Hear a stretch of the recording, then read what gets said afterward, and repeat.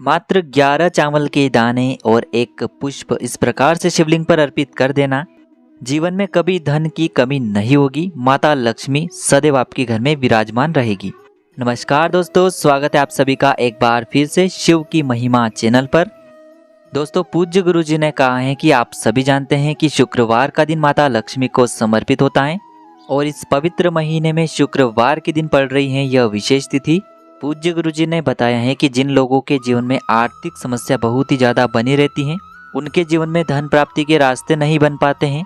उन्हें लगता है कि पैसा उनके जीवन में प्राप्त भी हो रहा है तो वह खर्च हो जाता है, कहीं बीमारी में खर्च हो जाता है, कहीं अन्य कार्यों में खर्च हो जाता है। तो पूज्य गुरु जी ने कहा है कि इस विशेष तिथि में यदि हम चावल के दानों का यह विशेष उपाय करते हैं तो हम आपको यकीन दिलाते हैं कि आप अपने जीवन में ऐसे धन की प्राप्ति करेंगे जो कभी भी आपके घर से समाप्त नहीं होगा। तो चलिए जानते हैं उस विशेष उपाय के बारे में, लेकिन उससे पहले पूज्य गुरु जी की कथा के अनुसार ही इस उपाय को आपको बहुत ही विस्तार से समझाने का प्रयास करेंगे। लेकिन उससे पहले वीडियो को लाइक करें, चैनल को सब्सक्राइब करें और कमेंट में श्री शिवाय नमस्तुभ्यम या फिर ओम नमः शिवाय जरूर लिखें। देखिए, पूज्य गुरु जी ने कहा है कि इस विशेष तिथि में किया जाने वाला यह विशेष उपाय हमारे जीवन में अष्ट लक्ष्मी की प्राप्ति करवाएगा। एक ऐसी लक्ष्मी जो हमें प्राप्त होने के बाद कभी भी समाप्त नहीं होगी। हमारे जीवन में जो भी धन हमें प्राप्त होगा वह कभी भी समाप्त नहीं होगा और ना ही इस धन का उपयोग कभी भी गलत कार्यों में होगा, बल्कि ये दिन प्रतिदिन हमें सफलता की ओर ले जाएगा।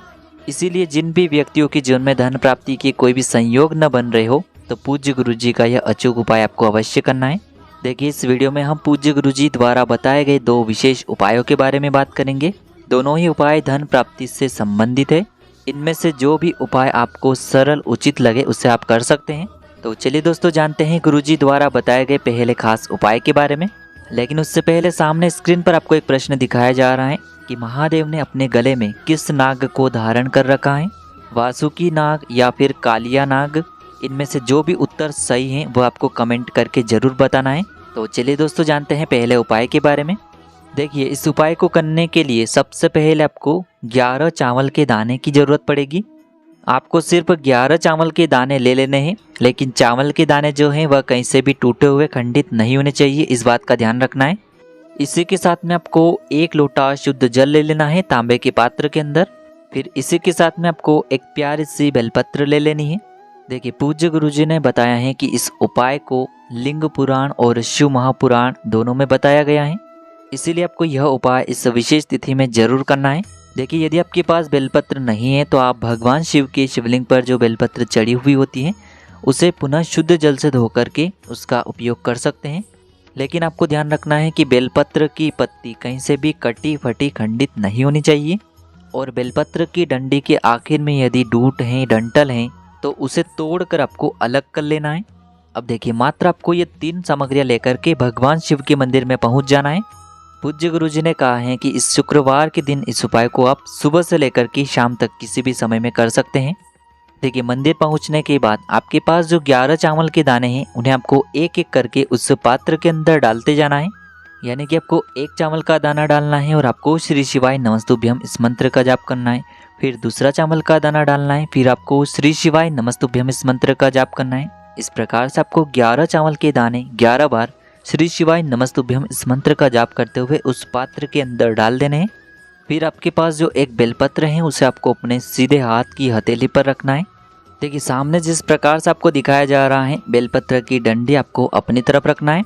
अब देखिए, इसी बेलपत्र के ऊपर आपको जो 1 लोटा जल है उसे रखना है, यानी कि अपनी हथेली पर एक बेलपत्र रखना है। उसी के ऊपर आपको जो एक चावल से युक्त जल आपने तैयार किया था उसे भी रख लेना है। सामने आपको वीडियो में जिस प्रकार से दिखाया जा रहा है उसी प्रकार से आपको यह क्रिया करनी है। देखिए, सबसे पहले तो आपको जो ये जल का पात्र है इसे आपको भगवान शिव की शिवलिंग पर धीरे धीरे अर्पित कर देना है, श्री शिवाय नमस्तुभ्यम इस मंत्र का जाप करते हुए। अब देखिए, आपकी हथेली में जो एक बेलपत्र थी उसे भी आपको माता अशोक सुंदरी वाले स्थान पर अर्पित कर देनी है। देखिए, यह बेलपत्र आपको इस प्रकार से समर्पित करनी है कि इसकी जो चिकनी साइड है वह शिवलिंग से स्पर्श रहेगी और इसकी जो डंडी है वो आपको जलाधारी की ओर रखनी है। इस प्रकार से बेलपत्र अर्पित करनी है। बेलपत्र को समर्पित करते हुए आपको माता अशोक सुंदरी से प्रार्थना करनी है कि जीवन में जो धन की समस्या चल रही है उसे दूर करने की कृपा करें। इस प्रकार से प्रार्थना करते हुए फिर आपको शिवलिंग के सामने बैठ जाना है और फिर आपको शुक्रेश्वर महादेव से प्रार्थना करनी है। आपको ध्यान रखना है कि जब आप 1 लोटा जल अर्पित करेंगे तब भी आपको शुक्रेश्वर महादेव का मन में स्मरण करना है। गुरुजी ने कहा है कि इस शुक्रवार के दिन यदि यह उपाय हम करते हैं तो हमारे जीवन में धन धान्य की प्राप्ति होती है तथा हमारे जीवन से सदैव ही दरिद्रता का अंत हो जाता है। अब इसके बाद हम बात करते हैं गुरुजी द्वारा बताए गए दूसरे खास उपाय के बारे में। देखिए, यह उपाय भी उन लोगों को करना है जिनके जीवन में धन प्राप्ति को लेकर कोई भी समस्या चल रही हो, उनका जो व्यापार है वह अच्छे से नहीं चल पा रहा है, नौकरी में सही से धन की प्राप्ति नहीं हो पा रही है, तो धन से संबंधित यदि कोई भी समस्या चल रही है तो उन्हें यह उपाय अवश्य करना है। देखिए, इस उपाय के लिए आपको 1 लोटा शुद्ध जल ले लेना है। लोटा आपको तांबे का लेना है और यह जो जल है आपको अपने किचन से लेना है। फिर इसी के साथ में आपको एक कमल गट्टा लेना है। देखिए, कमल गट्टे का बहुत अधिक विशेष महत्व होता है और शुक्रवार के दिन यदि हम कमल गट्टा शिवलिंग पर अर्पित करते हैं तो महादेव तो हमसे प्रसन्न होते ही हैं और साथ ही साथ हमें माता लक्ष्मी की भी कृपा प्राप्त होती है। देखिए, आपको एक कमल गट्टा लेना है और इसी के साथ में आपको एक सफ़ेद रंग का पुष्प लेना है। देखिए, यदि आपके पास आंकड़े का सफ़ेद रंग का पुष्प है तो उसे आप ले सकते हैं। केवल आपको केतकी का पुष्प नहीं लेना है और आप किसी भी प्रकार का सफ़ेद पुष्प ले सकते हैं। अब देखिए, इन सभी सामग्रियों को लेकर के आपको भगवान शिव के मंदिर में पहुंच जाना है। देखिए, सुबह से लेकर के शाम तक किसी भी समय में आप इस उपाय को कर सकते हैं। देखिए, सबसे पहले तो आप जो है कमल गट्टा लेकर के गए हैं, इस कमल गट्टे को आपको शिवलिंग के सामने ही उस जल के पात्र के अंदर डाल देना है और आपको 11 बार श्री शिवाय नमस्तुभ्यम या फिर ओम नमः शिवाय इस मंत्र का जाप कर लेना है।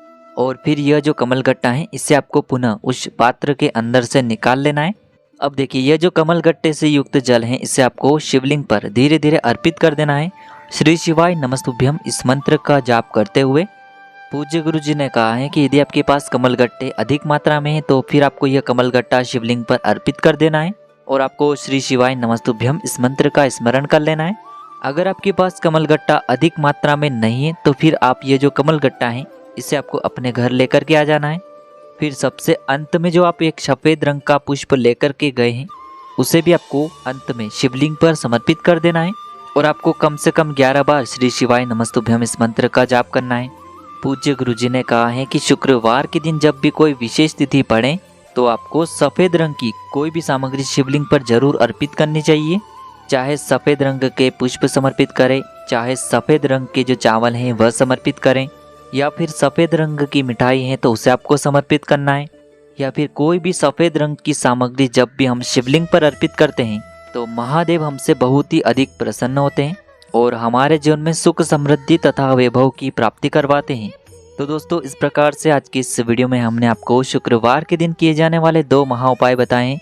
जो भी आपके लिए उचित हैं, सरल हैं, उसे आप कर सकते हैं। उपाय से जुड़ा किसी भी प्रकार का सवाल है तो कमेंट में पूछ लें।